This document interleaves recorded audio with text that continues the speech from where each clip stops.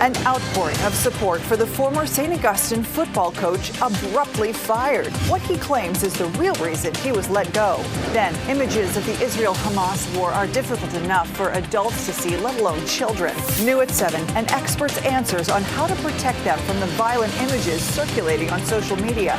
Keep your jackets on this week, where temperatures fall, and when you'll need your umbrella this week. Today, fired St. Augustine's head football coach Howard Fagans blasted the school for a lack of support after his sudden dismissal last week. Thank you for joining us tonight. I'm Dan Haggerty. And I'm Ashley Rowe. It was the first time he addressed his firing, and he didn't hold back. Fagans also outlined conditions he said should be unacceptable to parents and players. Players spoke in support of the coach. WRAL's Chelsea Donovan explains some of his claims that the university's program fell short. Just hours before the Falcons were set to play here on Saturday, the players learned that their head coach had been fired. Howard Fagans, who signed a 3-year deal in March, was abruptly fired just 6 games into the season. He says for violating eligibility issues. My letter of infraction. More than 50 players look on as former St. Aug's coach Howard Fagans holds a press conference 3 days after his abrupt termination. I was hired in March, late March. That was a dream come true for me. Fagans only a few months into the program and only 6 games in, fired mid-season for what the university told him was multiple infractions. For those infractions I mistakenly missed, I will hold myself accountable. Fagans didn't deny there were 2 players on the roster that he knew were ineligible to play, but thought it was cleared up with the university. The university said in a letter that Cameron Page played 3 snaps but was ineligible. For this type of violation, it's very rare that you will find someone get let go. The second infraction had to do with player Nyron Campbell-Adams, who the university said played 5 games with a different number. But Fagans strongly disagreeing, saying that Campbell-Adams only dressed for 1 game and sat on the sidelines, and the number he had on was a player who was no longer on the team. He was not even on the travel roster. Campbell-Adams showed up in support. It's silly, in my opinion, because they could have easily asked questions. Fagans believes his constant outcries for help for his team was the real reason for his firing.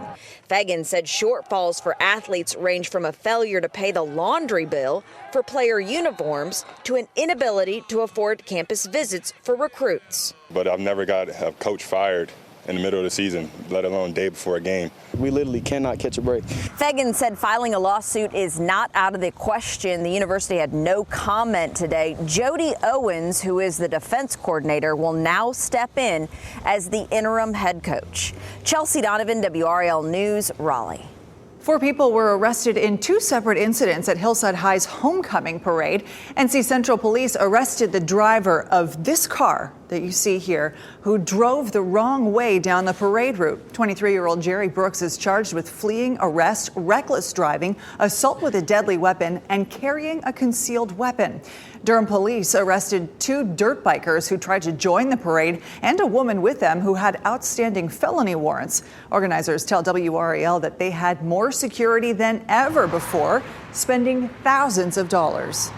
We're already saying if we need more security next year, we'll get it. If we need to barricade the streets, meaning with the metal or the wooden barricades, we'll do that.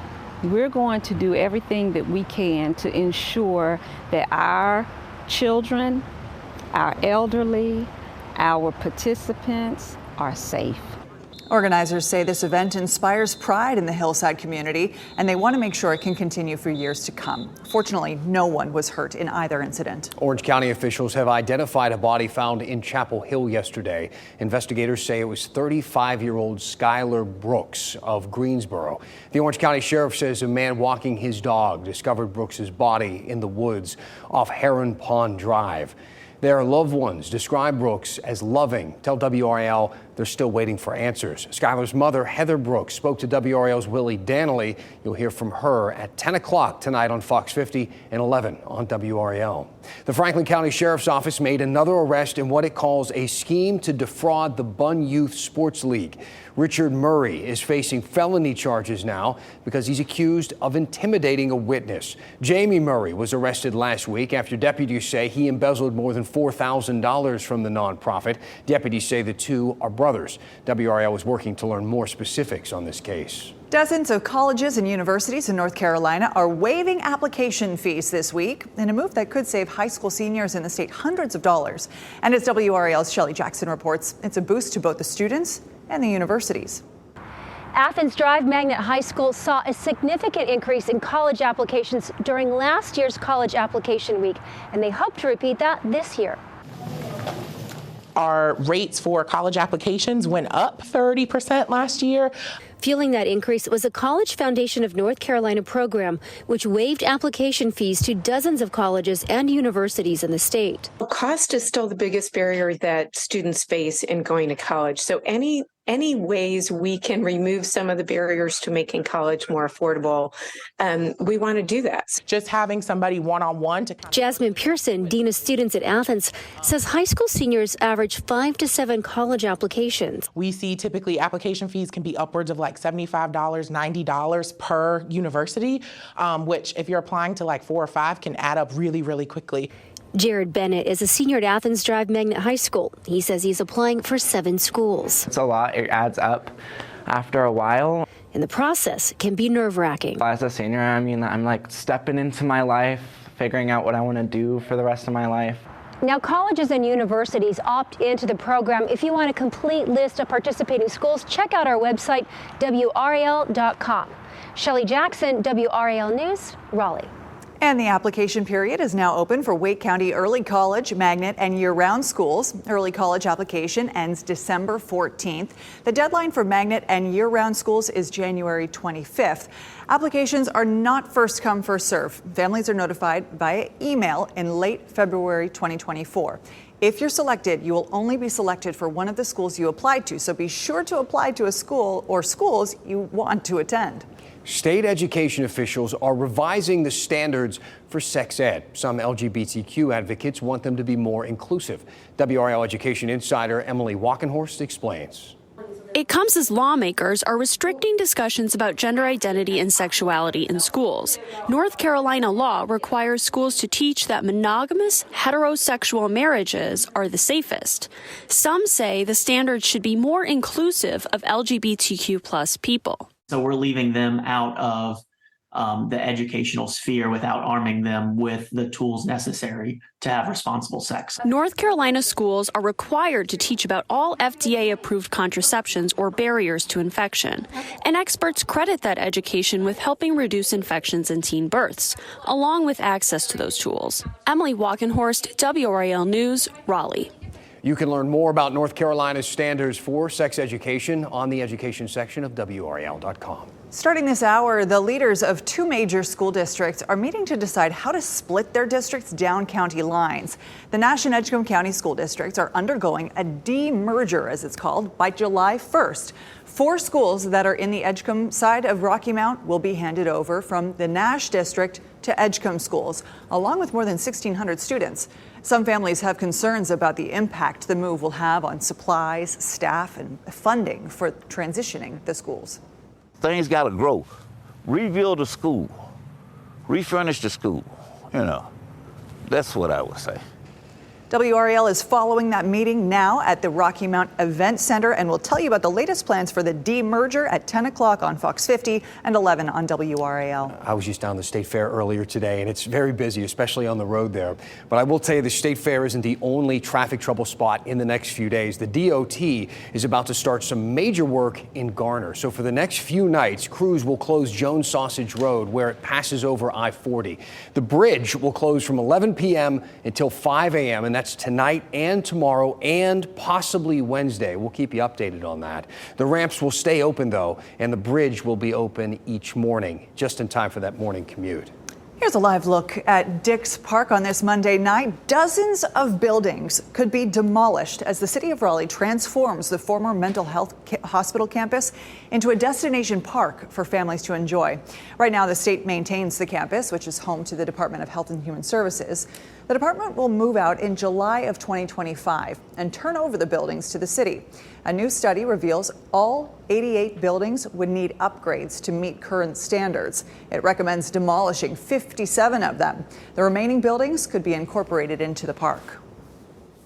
When I look at all these buildings, I see opportunity. The opportunity to bring them back to life, in some cases to open up new park spaces to the community, because many of these buildings are in poor shape, don't have historic value, or don't fit into what is a future park. The demolition would clear 82 new acres of open space for the park. Raleigh City Council will discuss the recommendations for the Dix Park buildings during a work session tomorrow. War is on the minds of many children and teenagers. With all the images just about everywhere, TV, social media, you really can't avoid it. Coming up, though, we'll give you some advice from a Carey child psychologist about how to calm their fears and to find some healthy diversions. Plus, a federal agency is stepping in to help stop situations like this along our coast. What the National Park Service is doing after some North Carolina beach homes collapsed into the ocean. Kat? And it's a beautiful night at the North Carolina State Fair. Temperatures already down at 57, but boy, look at all the people. I'll let you know the one-time period where you may need to bring your umbrella to the fair coming up.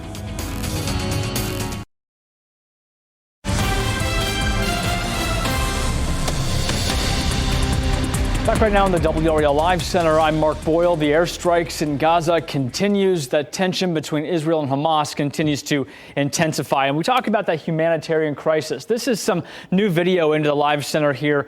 Underneath the rubble, hundreds of bodies. They are still trying to get to those bodies, to the recovery process. Many people still trapped, they believe. So that's just one element here. On your screen, these are some of the key takeaways that we now know here at 7 o'clock. Hamas has newly released some new videos showing some of the hostages they currently have from Israel, we're being told. And they're releasing those videos slowly this evening. Secretary of State Blinken's meeting with the Prime Minister, Benjamin Netanyahu, we're told lasted more than 5 hours together with those in Mr. Netanyahu's war cabinet this evening. The numbers for those in the United States that are on standby, by the ready, about 2,000 Marines and sailors near the coast of Israel, essentially a show of support in case something were to escalate. It's essentially like a visual show, we're being told, as the numbers continue to go up. We'll send things back to you. Any updates? We'll have them here in the Live Center tonight. Back to you. All right, Mark, thank you. Yeah, the images that we've seen, the details, tough for anybody to really wrap their heads around. In the Middle East, we know the war happening. There are other parts of the world as well. Parents do face a significant challenge with how to talk to kids about this sort of thing. Their children are seeing those images on TV and social media. We talk about this with our kids, right? How do we protect our children from the violent images on TV and on social media? As WRAL's Grace Holland reports, a Carey child psychologist offers answers.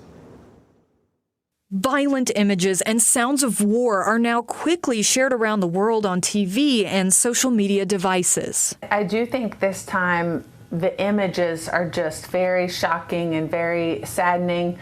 Child psychologist Dr. Kristen Wynn says it's a challenge for parents to know what their young children and adolescents see and how it affects them. Obviously, as parents, it's a time when you might want to be more aware of how much screen time your kids are having. Wynn advises parents of young children to protect them from graphic images and specific details of violence.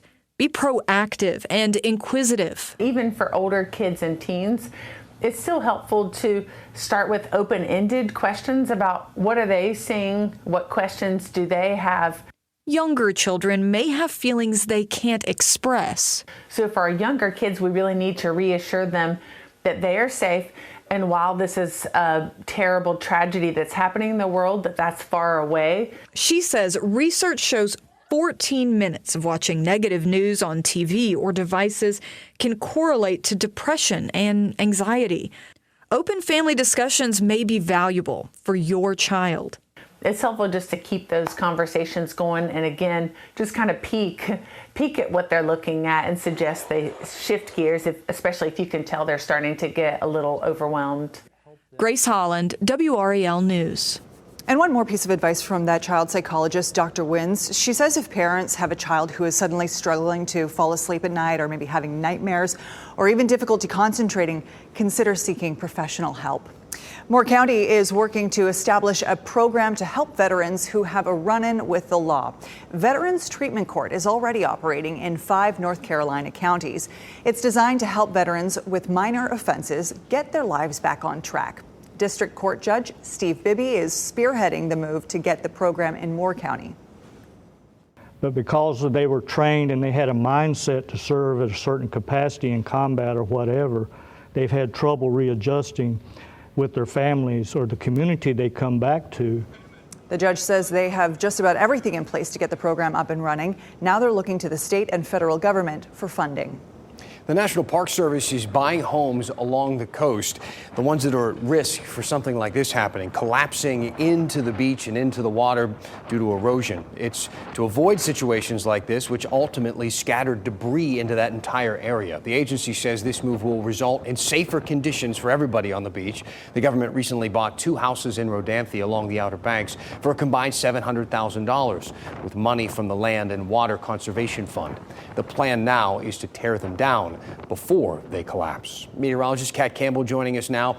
Man, a gorgeous look at the sun setting in Durham. I will say I was out at the fair as it was starting to get a little darker, and as soon as that sun started going down, sharp dip in temps. Oh yes, you're going to need your jackets, your sweaters if you're headed to the fair tonight and for the next several nights. We've got lows in the 40s for a stretch all the way through Thursday morning. Layer up. Temperatures bottom out around 41 in Roxborough tonight, 43 in Durham and Rocky Mount, 44 in Raleigh, 41 in Southern Pines, and 44 in Clinton. It's a great night if you have a fire pit to sit outside, though. Have the fire going, put on your favorite cozy sweater. 53 by 8 o'clock tonight, by 10 o'clock.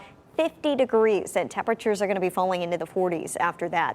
We do have a lot of clouds out there tonight, so it's interesting that temperatures are able to fall like this with the cloud cover in place. Typically that slows the fall of temperatures, but the cloud cover will clear out overnight and we'll wake up to sunshine in the morning. The next system on the map to watch is still a long ways off. It doesn't get here until Friday into Saturday. It arrives in the form of a cold front, and as this cold front moves in from the west, showers are possible, perhaps a stray storm Friday night into Saturday morning.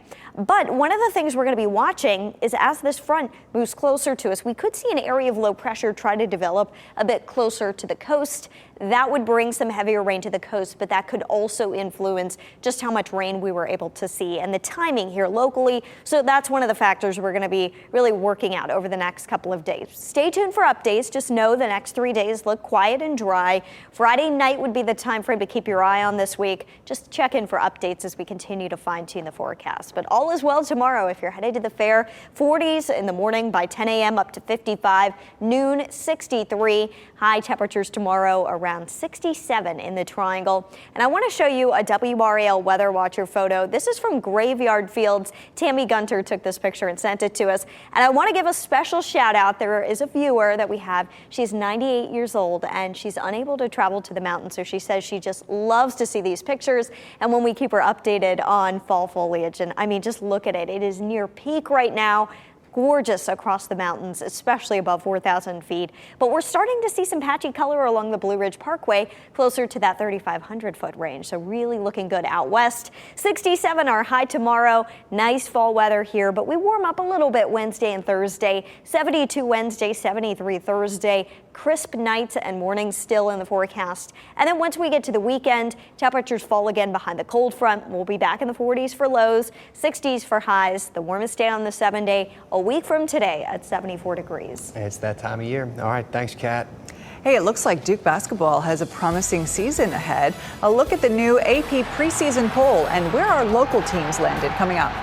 And as we head to break, we got to show you this. Here's a live image from Beaufort. I mean, it's quiet on the water here, and I know the temperatures are dipping a bit, but isn't that just a perfect night in Beaufort? We'll be right back. This is really interesting. It's really unclear why rapper Travis Scott's show in Raleigh was postponed over the weekend. So the star did spend some time with the UNC basketball team. He looked like he having a good time in town, right? That's the same night he was supposed to perform at PNC for his second concert. Based on the pictures posted on social media and some videos, there he is in Chapel Hill enjoying himself. There's been no reason why Scott canceled the show on Saturday night. After that performance on Friday, organizers said ticket holders should keep their tickets and they'll be honored at another date. That date has not yet been announced, so I don't know. A real mystery. So some high hopes, as usual, for Duke basketball this year, less than a month away from the season tip-off. The Blue Devils ranked number 2 in the AP Top 25 preseason men's basketball poll released today. This will be head coach John Shire's second season with Duke since Coach K retired. Kansas took the number 1 spot in the new poll. Carolina ranked 19th. The city of Durham scored a big win when ESPN's College Game Day came to town. We know that. Yeah, Game Day does this. So Durham Sports Commission, they say the broadcast brought $4 million into the local economy. It resulted in nearly 10,000 nights in hotel rooms that the city might not have seen. ESPN brought the broadcast to Duke for last month's game against Notre Dame. It was a biggie. Overall, the Sports Commission said the exposure from the 3-hour broadcast was worth more than $20,000 in advertising. Nice. I want to talk about the State Fair again. You were out there all afternoon. Yes. How busy was it today? It was very busy for a Monday, which you typically don't see as much on a Monday that you see like we saw. Am I making sense? Yeah, you're totally making sense. Right. Absolutely. Well, it was pretty packed this weekend. I was on the merry-go-round. I was going too fast. Yeah. So, the rain stopped on Saturday. A lot of people didn't go because of the rain. But on Sunday, I think maybe more people showed up, 101,000 people. That's not a record, but far above the average for the first Sunday of the fair. It's just such a huge number of people to go over one day. I know. So tomorrow, please stop between 10:30 and 11:30. Meet Michelle McConaughey and Brian Schrader. Then look for Peter Sherwood and Gerald Owens. They'll be out there between 2 and 3 p.m. Have a great time if you're going, and thanks for making WRAL your choice for local news. We'll see you back here at 10 o'clock on Fox 50 and 11 on WRAL. Have a great night.